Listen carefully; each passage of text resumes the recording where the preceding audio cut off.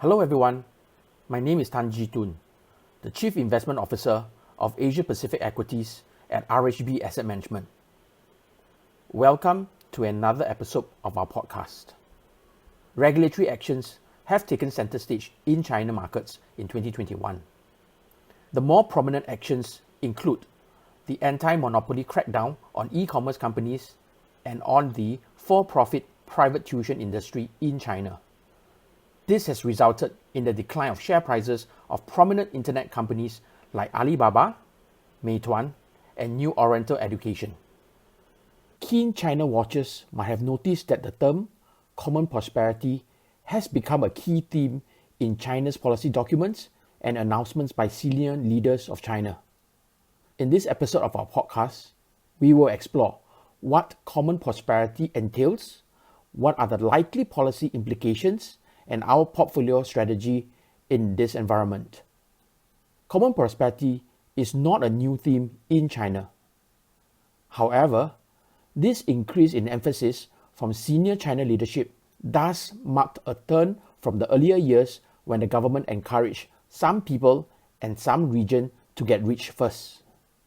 In our view, this means that increasingly in China, there will be efforts undertaken to ensure a more equitable society with better welfare, even as the country becomes richer and more advanced. However, it is important to note that China is not that different from other countries in that respect. The polarization between the rich and the poor has become a global problem. Nationalism, protectionism, and movements such as Occupy Wall Street have all gained momentum. The overall society trend in the West is also shifting from liberalism to social democracy. Extreme populism and anti-globalization movements are also on the rise. With a K-shaped recovery happening in the post-pandemic world, the income and wealth gaps are becoming increasingly pressing issues globally. In terms of impact from the common prosperity policies, we can observe the following. We will see more individuals and corporates starting to give more to charity. The government has explicitly encouraged companies and individuals to donate to charitable causes as it is relatively underdeveloped in China compared to other countries. Recently, we have seen numerous Chinese internet companies hailing this moral suasion call from the government. For example, both Alibaba and Tencent have recently pledged to spend $15 billion each for social good over the next few years. Pinduoduo also recently announced that they will spend the next $1.5 billion in profits to farmers' welfare. The billionaire founders of technology giants of Xiaomi, ByteDance, Meituan, and Tencent have recently started to donate to a variety of social causes as well. There will be increasing control of living costs in China. Education, property, and medical costs are the main concerns of the common people in China. In July 2021, China's State Council announced the end of for-profit after-school tuition in China. This crackdown on the Chinese education sector is aimed at trying to curb soaring educational costs, which is believed to have resulted in declining birth rates and to reduce the overall academic pressures on Chinese students.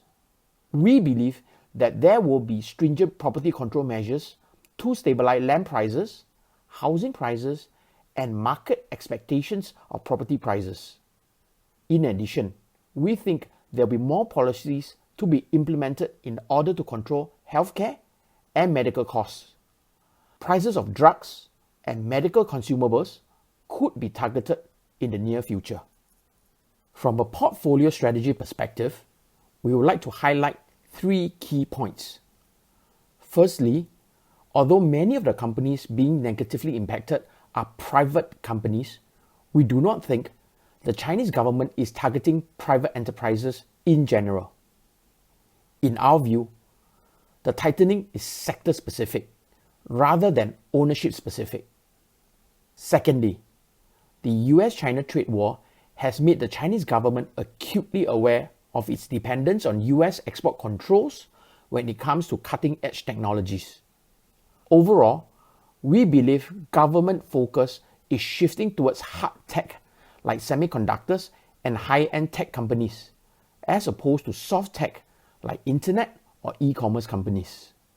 Finally, the common prosperity policies that support wider employment and more equitable income growth should be positive for consumption in general. Within consumption, common prosperity policies may boost consumption of consumer staples and mass market discretionary goods, but may limit the growth of high-end luxury items.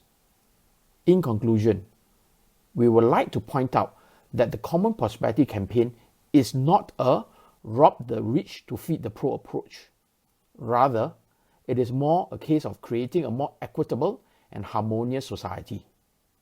However, we also note that the recent slew of events has indeed unsettled the equity markets, and the markets will need some time to digest these events. With that, we have come to the end of our podcast. Hope everyone stays safe and healthy in your daily lives and in the market as well. Thank you very much for your time.